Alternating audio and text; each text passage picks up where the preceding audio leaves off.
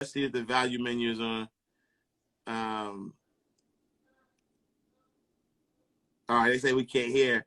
So let me just give you the. All right. Let's go here first. What up, brother? What's going on, King? How you doing this morning? Peace, King. I'm doing well. That's good. That's great. First and foremost, I just want to say I appreciate you for providing all the value due to the community. I watch all your videos pretty much. Thank you, brother. I just want to thank you for that. So my question was, I'm starting a podcast of my own, right? It's called the Value Menu Podcast, right? And what we focus on is, entrepreneurship, investing, personal development, and a lot of things that I feel as though my community and my peers around me don't have kind of like access to the information. So my question to you is, as a professional interviewer or podcaster, what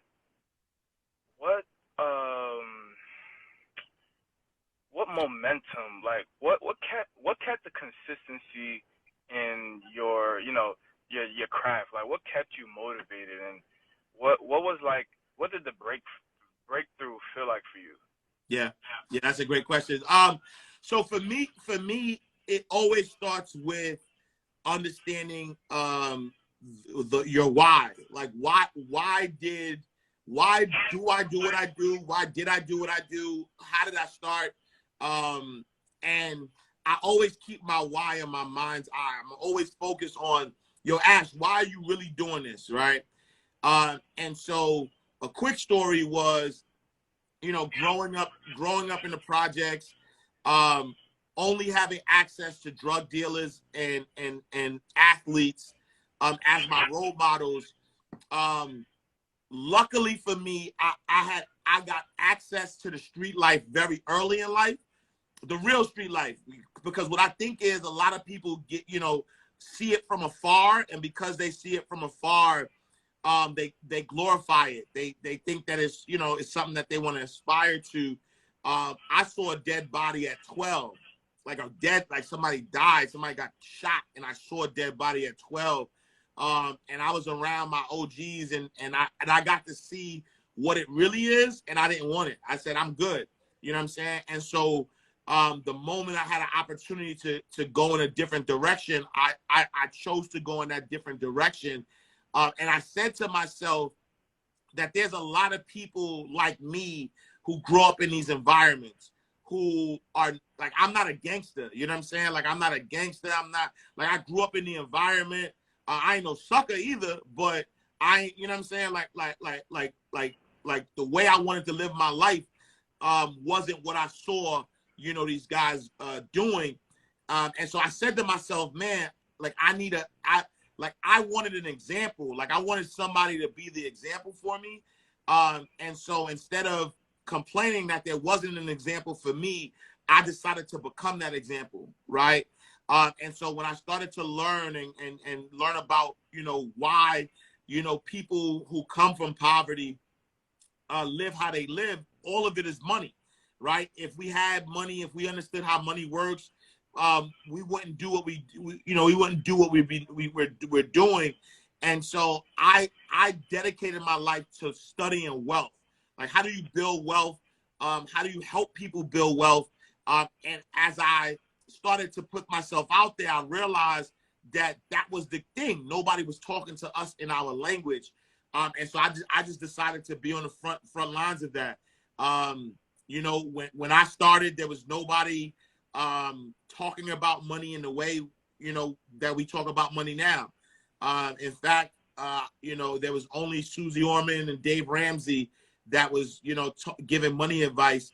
And so if you pick up my first book, Mind Right, Money Right, 10 Laws of Financial Freedom, you can see, like, I was, one of the first people to put Jay-Z and 50 Cent and, what I'm saying, Magic Johnson, like all these people, like I put them in my book, 13 years ago when it wasn't a thing. And so that's why I do what I do. So I always keep that in mind. So any partnerships I do, that's why I'm so like it warms my heart to be connected with my brothers at Earn Your Leisure, right? Because they're doing at another level the vision that I had. Like I had that vision of what they're doing, and when you have your why in your mind's eye, you're never like, it's not about me though. It's about the culture. So I don't care who does it, right? So I'm not like, man, that was my idea, I should have been. Nah, like I don't care. You know what I'm saying? Like I just want the vision done. And so to see what they're doing in their lane, as the premier conglomerate financial literacy of our culture is a wonderful thing. And so every time I interview, I still keep that in my mind. I say, yo, what do I want to teach? What do I want my people to learn? And I just keep the momentum that way. I keep the momentum by making sure that I'm constantly staying true to my why, right? Because and this may sound like a cliche, but as somebody who has generated millions of dollars, I will tell you that if you chase money, the money's gonna run. Do not chase the money. Chase after the value that you give to people, not even purpose, right? Because a lot of people say chase the purpose. Don't even chase the purpose, because the purpose might not be profitable. And I'm just keeping it 100, right? Like if I say, yo, my purpose is to feed the homeless, ain't no money in that, right? And so if you try to just feed homeless people, you're not gonna make no money, and you're not gonna fill out your purpose anyway, right? So chase value, right? There's a difference between being purposeful and being valuable, right? I'm both, right? I have purpose, but I also have value. I also know that I've made personally entrepreneurs millions of dollars. Like I've done that. So I know my value. I know what I bring to the table. I know that through my show, I could give people a platform to promote their products and services. And through that, I make money for them, right? So I understand my value. I know that my mind is powerful because of my experiences. So I put all of my thoughts inside of a book. And in my book, people will pay to learn what I have to say, right? And so I put the value out there, and people will always pay for value. Some people will pay for purpose, but not all people pay for purpose, right? And so I would just say, in what you're doing, keep the why in your mind's eye, but then also focus on value, right? And the thing about value is you're not the person that's gonna say what the value is. Let the people say what the value is, right? So in the beginning, you might have to start putting shows out and seeing what hits, seeing what people like. Like you might have to take some L's. You know what I'm saying? So when I first started, I've done different shows, and every time I started, I would put something out, I would see, and then once I know something is hitting, like once I know this is the one, then I double down on it. You know what I'm saying? And so that's what I would do when you first starting out. Don't get married to your concept. Like in fact, shout out to my brother Alex Good Energy.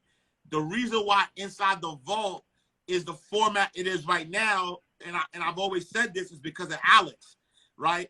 Prior to Alex, we had recorded a whole bunch of episodes, and we had a format that we were sticking to. We spoke to Alex. I interviewed Alex Good Energy, and the interview was so impactful. Both of us actually cried on the interview. Two grown men, we cried on that interview, and from that moment on, I said, "Oh, that's the one." You know what I'm saying? So I realized what was different.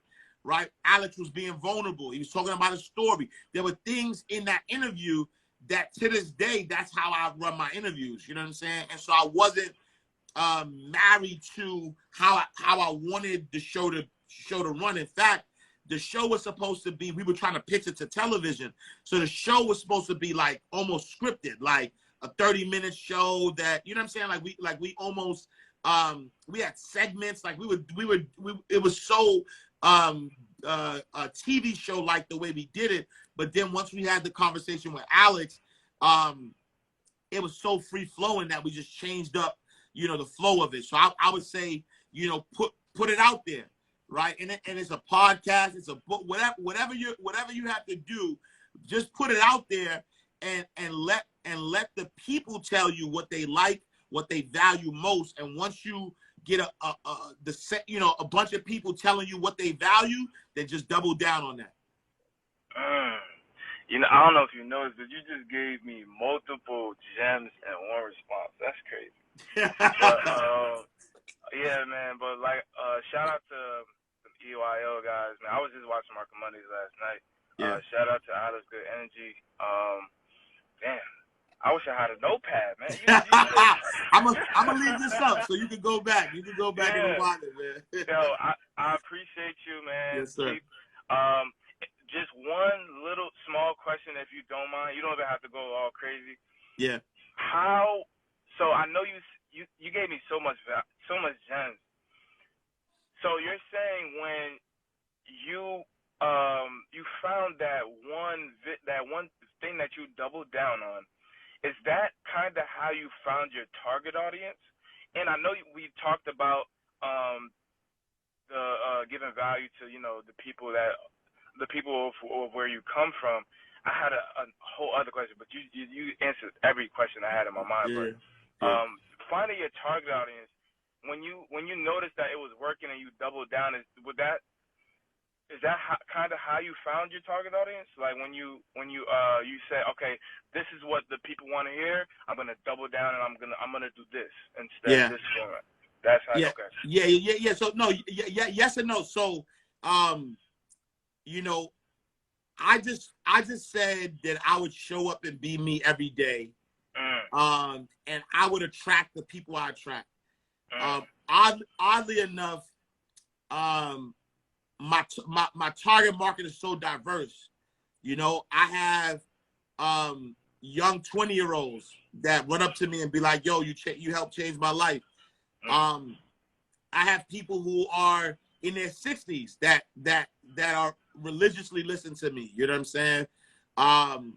So I would say that just show up and be you. Like, and I know this is probably counter to what advice is out there, right? Because people say find your target market, and you do, right? You do want to have an avatar, right? Like you do want to have you know, people that you want to target.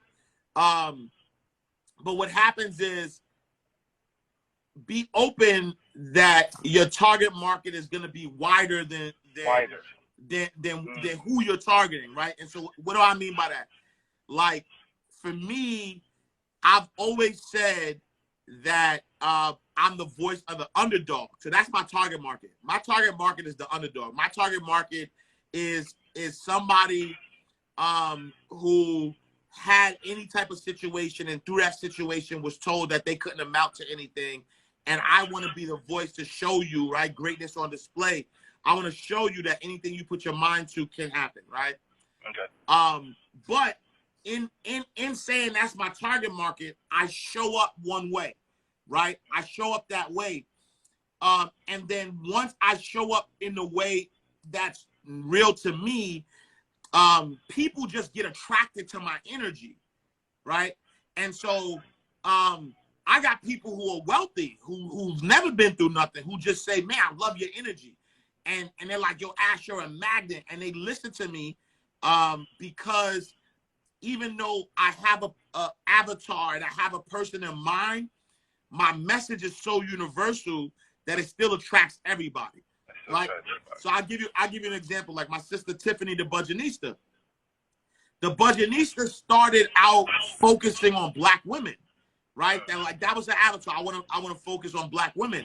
Yep. But then as she started, coming, being authentically herself, she attracted men. She attracted all women, right? And then she's so wild. And the thing is that she's now, like a lot of people, go to her for financial advice, right? And that's just because she had in her mind who she wants to talk to, was authentically herself, and then whoever came is who comes, right? So I would just say that, yes, you wanna find somebody and find an avatar and talk to that avatar and be yourself talking to them. But just know in doing that, you will attract, you know, other people as well. Damn, that's crazy. Okay. Thank you so much, man. My pleasure, King. I was more, you over delivered right there. Yeah. Thank you, man. Have a great day. Be safe. Salute, King. Appreciate you, man. I'm definitely gonna post this, by the way. Nah, you should. Absolutely. You absolutely should. Yeah. All right. All right, Thank you again, man. All right, peace, King.